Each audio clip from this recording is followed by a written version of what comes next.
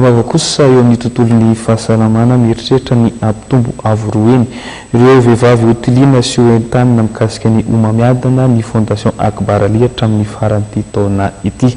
Raha resaka omamiadana tokoa dia aleo tokoa misoroka toy izay ny tsabo. Io no laharam-pamian'ny fondation.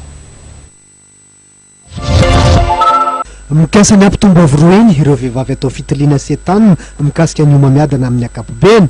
Ny fondation Akbar Ali hatramin'ny faran'ity taona 2024 ity araka mifantatra nandritra ny valandresaka ho ampanao gazety izay nitotsainy Tetsivandry. Tsy mitsahatra ny mitondra ny anjara brikiny tokoa ny fondation Akbar Ali anenana ny tahan'ny fahavoazan'ny omamiadana izay ambony dia ambony satria dia mahatratra 120 ny taham-pahavoazana omamiadana atao amin'ny faritra matsiatra ambony raha toka aotra faingoro isan-jato zany any amin'ny tany européenne. Ambony kokoa ny taux de positivité tamin'ny voalohany satria vitsy ny olona mbola natao dépistage. Amin'izao fotoana izao nefa rehefa hitanay fa mitombo ny olona dépisté dia niainena ny taux de positivité. Izany hoe tena mitombo amin'ilay neritreretina hatramin'ny voalohany zany izy hoe mibetsaka ny olona tonga saina amin'ilay anaovana an'ilay fitiliana dia miainena ny olona vao ny cancer.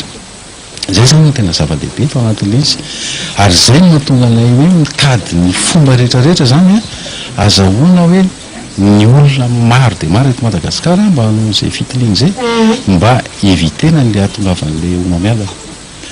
Satria raha zay zavatra ngeza be ho ataonay izay zany mandritry ny mbolana ho avy zao dia tena fanomezana lehibe ho an'ny vahoaka malagasy mihitsy satria zany na ny lehilahy na vehivavy na ny ankizy zany azo anaovana an'izay dépistage gratuit zay daholo dia tsara rarotina zany zay.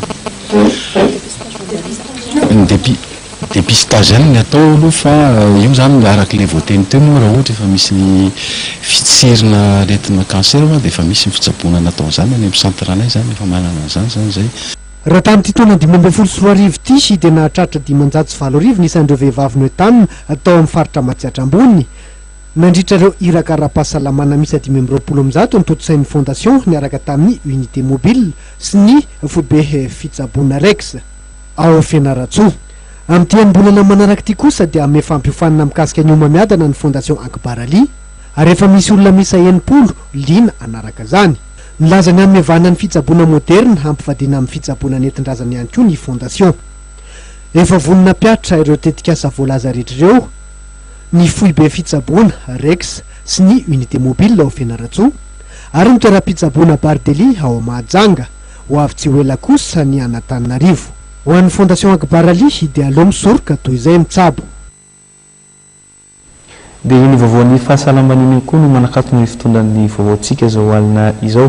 Saorana arao tandreko hatrany naharitra anjery hatramin'ny farany famefitirony indray isika ho amin'ny rahampitso indray veloma tompoko lahy veloma tompoko vavy.